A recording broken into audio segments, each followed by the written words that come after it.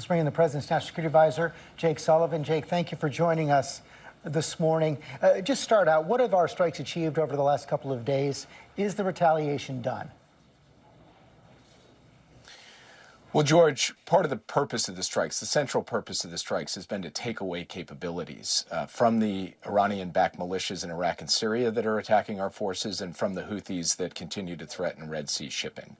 And we believe they had good effect in degrading the capabilities of the militias and of the Houthis. And as necessary, we will continue to take action. So do you expect more retaliation for the strike against U.S. forces in Jordan earlier this week? Well, the first thing that I would say, and you noted it at the top of your program, is that this was the beginning of our response. There will be more steps. Some of those steps will be seen, some may not be seen, but there will be more action taken to respond to the tragic death of the 3 brave U.S. service members.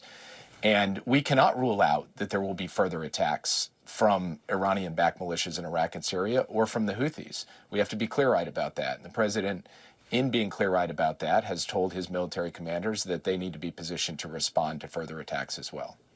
Are you concerned about direct escalation from the Iranians themselves?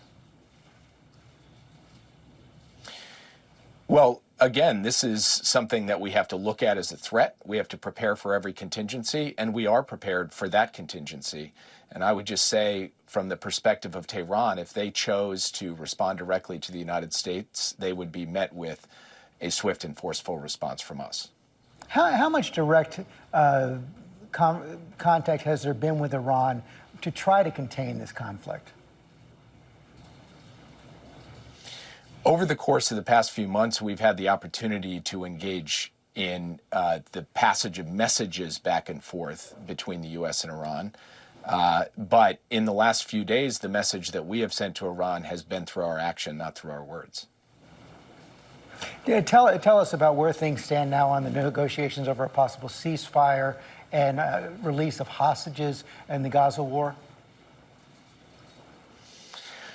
Well, George, we regard a hostage deal, the release of hostages, as both being obviously critical for getting people home to their loved ones, but also being critical to generate a sustained pause in hostilities that can support the flow of humanitarian assistance and that can alleviate the suffering in Gaza. So the president has put his shoulder to the wheel on this. He has spoken to the leaders of both Qatar and Egypt, 2 countries that are centrally involved in trying to broker this deal.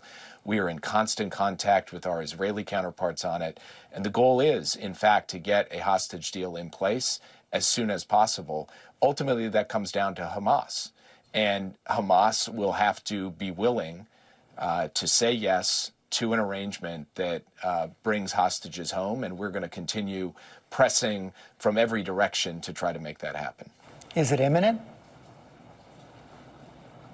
I can't say it's imminent, but ultimately these kinds of negotiations unfold somewhat slowly until they unfold very quickly. And so it's difficult to put a precise timetable on when something might come together or, frankly, if something might come together.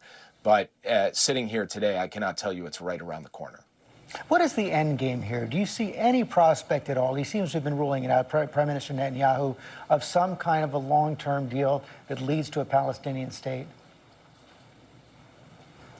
Well, the U.S. position on this is very straightforward. The only long-term answer to peace in the region, to Israel's security in the region, is a 2-state solution with Israel's security guaranteed, a Palestinian state that also has security guarantees for Israel. That's what we're going to keep working for. We were doing that before October 7th. I think since October 7th, the need to work on that has only increased, and we would like to deliver an outcome over time that has eluded administrations of both parties for decades, that is in the best interest, we believe, of everyone in the region and in the wider world.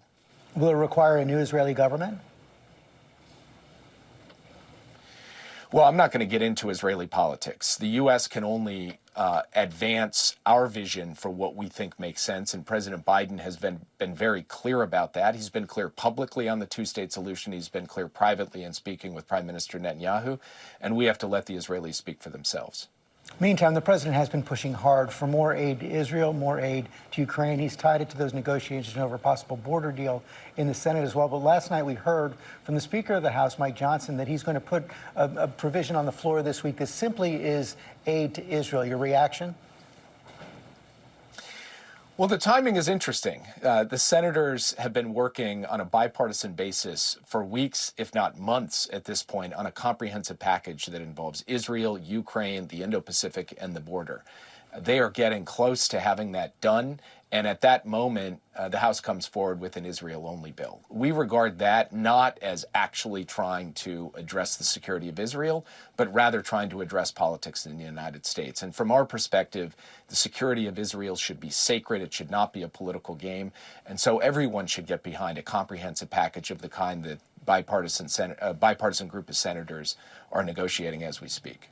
No indication that the House is going to do that. So if they pass it and it gets to the Senate, would the president veto it if it came to his desk? The president is going to support a comprehensive package. He doesn't think doing these things piecemeal makes sense.